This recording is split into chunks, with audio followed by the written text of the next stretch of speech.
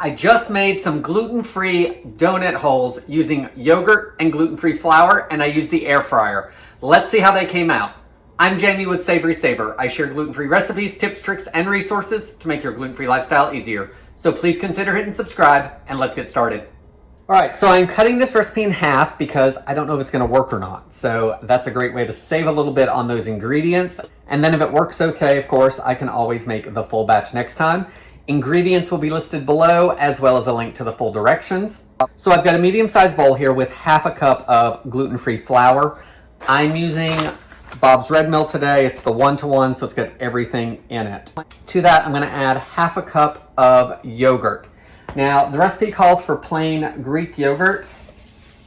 I am using whole milk. I think that extra fat in there will do it some good. Before I add that to the bowl, I do want to make this self-rising flour. So I'm going to add 3/4 of a teaspoon of baking powder. Make sure your baking powder is gluten-free. I'm also going to add 1/8 of a teaspoon of fine salt. Normally I would say whisk this, guys, but it's just a little bit, and it's not like it's a bread or something, so I'm just going to do a good mix. All right, next let's add in that yogurt. I'm going to start with my spoon and see how that does. I'll move over to the spatula if I don't feel that I'm getting a good mix. It says it should be a sticky dough when it's made with regular flour, so I assume we're going to get the same thing here. Switch to this and see if I can get a better mix. And I may even use my hands. All right, it's not quite doing what I want, so I think I'm going to switch over to my hands. So let's do a little bit of kneading to bring it together.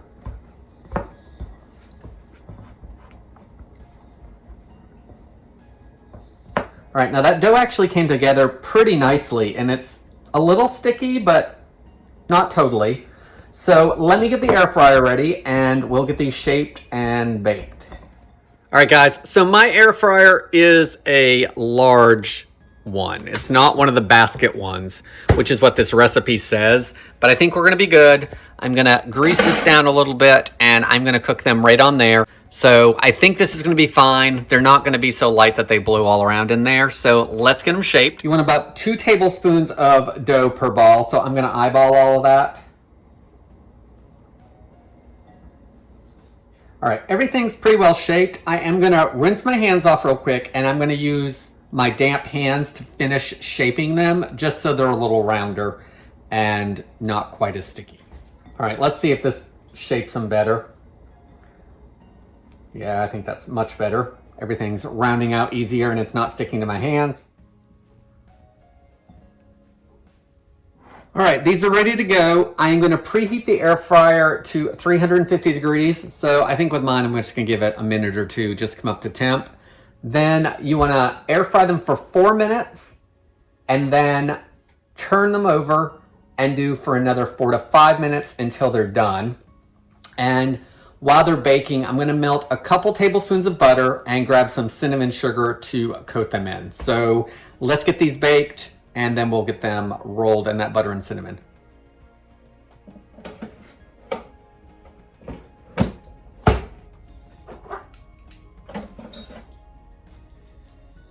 All right, there's the first 4 minutes. There is some browning, and they've definitely baked some, so let's flip them.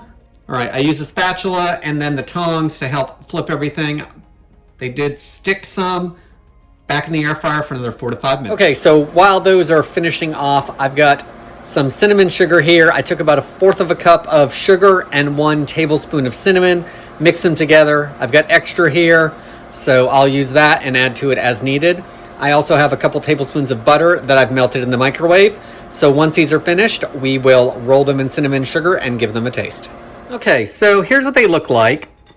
They are no longer sticking, and they're not perfectly round by any case, but they have a nice golden color to them. Let's get that butter cinnamon sugar coating over it and see how they taste. All right, I'm gonna try to do this with my fingers. See how this goes.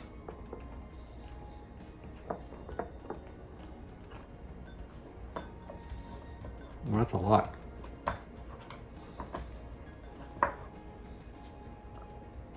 All right, guys, Let me get a couple photos and we'll give them a try. All right, so here's what they look like. They are not the prettiest looking donut holes I've ever seen, but overall, they were easy to make. I can definitely tell that they puffed up from that baking powder that's in there, and they smelled pretty good, so we've got that going for us. Let's see how they taste. I'm gonna grab one of these.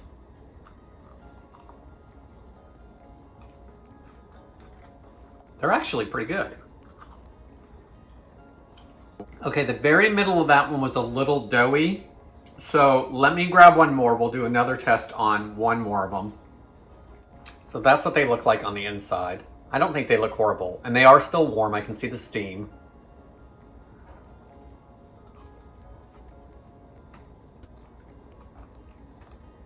Taste-wise, I have to say they're pretty good. All right, let me finish off this one piece, wash my hands, we'll go over some thoughts on the recipe. So to start with, on my thoughts on the recipe itself, let's first talk about how easy they were to make.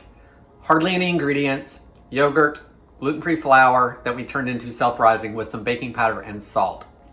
I will say, I think some Greek vanilla yogurt would be even better than plain yogurt because it would add a little bit more flavor to it, or any other flavor of Greek yogurt you wanted to use.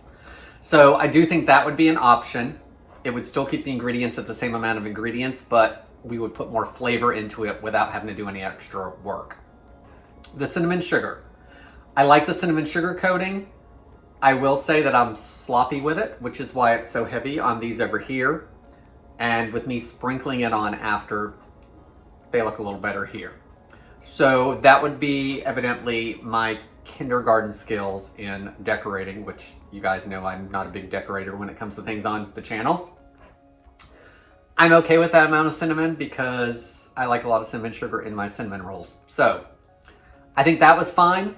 It actually didn't use all the butter, so I probably could have got away with about a tablespoon or so of butter and then the cinnamon sugar. The bake time on these, going back just a minute, I went for the full 9 minutes. So I did 4 minutes, I did the flip where they were sticking, and then I did another 5 minutes. I will say another minute or so probably would have been a good idea. They weren't super dark, so they could have gone another minute probably. And that might have helped with a little bit of the doughy consistency in the very middle. I didn't actually mind the doughy consistency. I felt that it had good chew and it really did look cooked through. So I would still try another minute next time. I did say next time. I do like them enough, I would do them again. I don't know that I would try a full batch yet. I would keep it at the half batch because it only made a few. And I do think that that's a good way to start until I get my timing down. I don't think the measurements are off. I think the measurements are good with everything in it. I do think the timing's off a little bit and maybe even the temperature. I did 350 in my air fryer. Air fryers are going to vary a little bit because they're all different sizes. And obviously I've got a lot more room in mine, so there's more air circulating than in one of those basket ones. So maybe I need to not only adjust the time a little bit, but also maybe the temperature another 20 degrees, 25 degrees or so. That may help as well. Overall, I think this is a good recipe to try if you have those two ingredients in the house, because you probably already have baking powder and salt somewhere in your pantry. So I think this is worth trying. I also think it's a good option to try for any of those gluten-free flours that you have at home that have everything in it in regards to the blend itself along with the xanthan gum. Certainly try it with the ones without xanthan gum. You could also try it with, one kind of gluten-free flour like rice flour or something, but I think you're definitely going to get different results. What do you think about this recipe? Guys, that yogurt flour dough recipe has been going around for a long time. It started off as a Weight Watchers recipe, I think, and now it's kind of gone into other stuff. So I've been wanting to try this. I think it did a pretty good job, much better than I expected actually, because I didn't know if they were going to taste any good, and I think they taste pretty good. Guys, I want to thank you so much for watching. Let me know what you think of this recipe down in the comments below, or you guys like to also give me some ideas on add-ins or takeaways, or you've made them before and how you did it. So all of that stuff is welcome in the comments as well. Thank you so much for watching, and we'll see you in the next video.